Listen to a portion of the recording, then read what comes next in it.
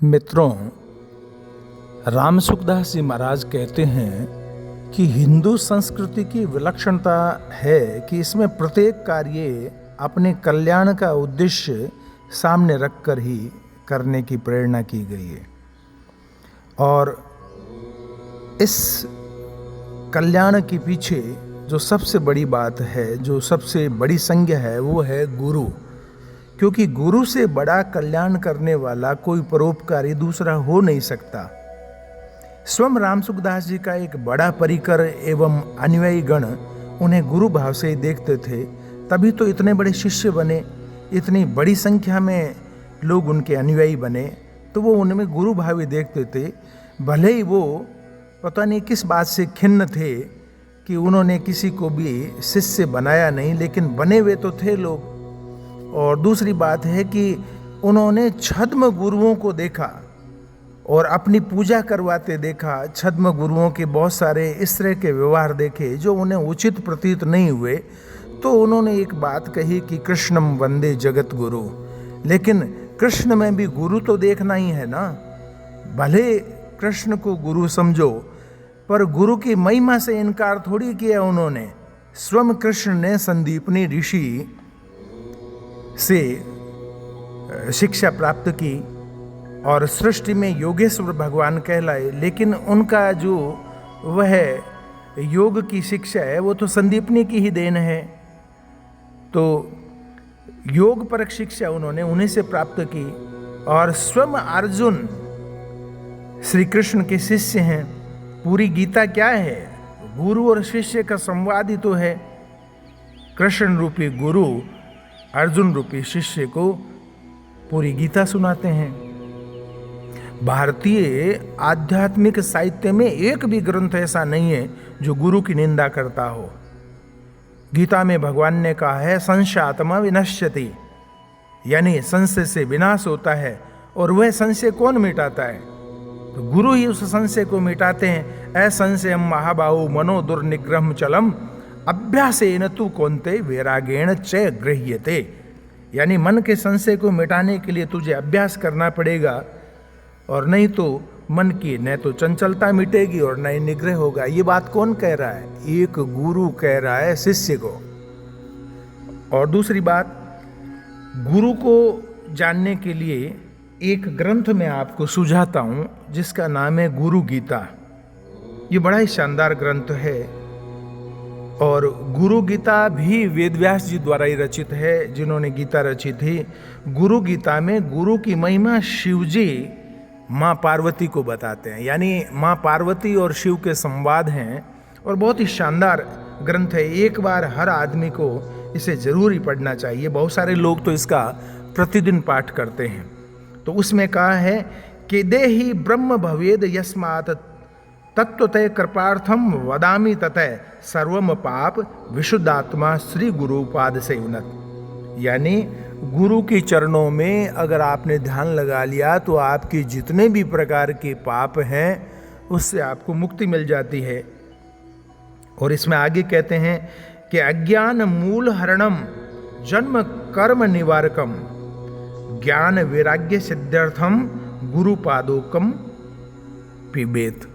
अगर आप गुरु के चरणों का जो आपको जल पीते हैं, चरणोदक लेते हैं, तो आपके सारे समस्त प्रकार के जो अज्ञान हैं और ये जन्म कर्म के जो आपके पाप हैं वो सारे के सारे मिट जाते हैं।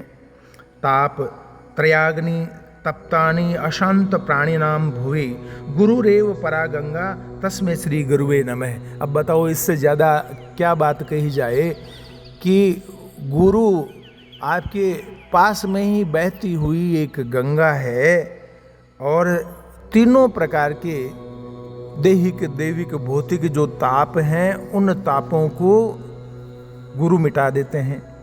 गुकारम च गुणातीतम रुकारम रूप वर्जितम गुणातीतम अरूपम चयो दद्यात से गुरु स्मृत।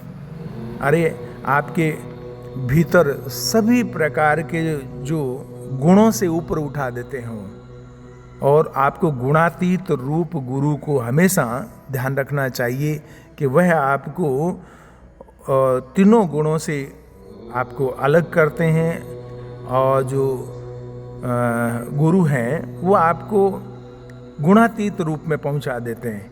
किमत्र बहुनो तक्तेन शास्त्र कोटि शतेरपि दुर्लभ चित्त विश्रांति विनः गुरु कृपा परम। देखो कितनी बड़ी बात कही है। क्या कहा है कि आप भले ही 1000 प्रकार के ग्रंथ पढ़ लो, इसमें तो कहा है कि कोटि शतेरपि, यानी कोई सैकड़ों प्रकार के ग्रंथ पढ़ लो आप, उससे कुछ भी नहीं होता है। आपकी जो चित्त में जो अशांति है वो तभी मिटेगी जब आप गुरु के चरणों में ध्यान लगाएंगे।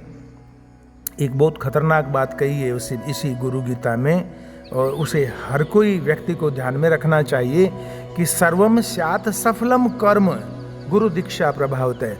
अगर आपने गुरु से दीक्षा प्राप्त की है, अगर आपके अच्छे गुरु हैं, तो सर्वम स्यात् सफलम कर्म, आपके तमाम प्रकार के जो कर्म हैं उनमें आप सफलता प्राप्त करेंगे उस दीक्षा के प्रभाव से, उस गुरु की अभ्यर्थना के प्रभाव से। गुरु लाभात सर्व लाभो।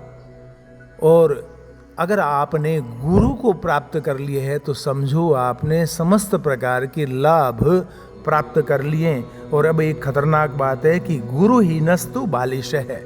बालिश कहते हैं मूर्ख को, पागल को, कि जिसका गुरु नहीं है वह पागल है। शिव जी कह रहे हैं कि गुरु हीनस्तु, जो गुरु से हीन है, बालिश है। बालिश से मतलब पगलेट, पागल, जो गुरु की निंदा करता है। तो इसी तरह से आपने देखा होगा कि हमारे जितने भी सूर, तुलसी, कबीर, मीरा, सुंदरदास, यानी कम से कम 1000 संतों के मैं पद आपके सामने बता सकता हूं कि जिन्होंने गुरु की महिमा सबसे पहले गाई है। आप देखेंगे कि मंगलाचरण में जो कोई भी साहित्य रचते हैं संत लोग, उसका मंगलाचरण गुरु की अभ्यर्थना से ही प्रारंभ करते हैं। मानस हमारा बहुत बड़ा ग्रंथ है, तो उसमें तुलसीदास जी क्या कहते हैं? बंदो गुरुपद पदुम परागा सुरुचि सुवास सरस अनुरागा। आगे कहते हैं कि गुरुपद नख मणिगण ज्योति सुमृत दिव्य दृष्टि ही होती। अरे गुरु के तो पैरों का जो नख है उसमें ही, उस पर दृष्टि करते ही आपका हृदय में प्रकाश हो जाता है और दिव्य प्रकाश हो जाता है। गुरुपद रज मृदु मंजुल अंजन, और गुरु के चरणों की जो रेत है, रज है, उसको आप अगर अपनी आंखों में अंजन करते हैं तो नयन आमीय दृग दोष विभंजन। तो कितनी महिमा बताएं गुरु की महिमा। और कोई आदमी गुरु की निंदा करता है तो हैरत होती है उस पर कि भाई इसे भगवान ने कैसे बनाया होगा।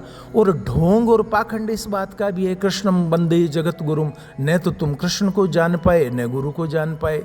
अरे काहे कि इस तरह के शब्दों को काम में लेते हो? गुरु ही तो है जिसने 2 चीजें समझने की अकल दी आपको।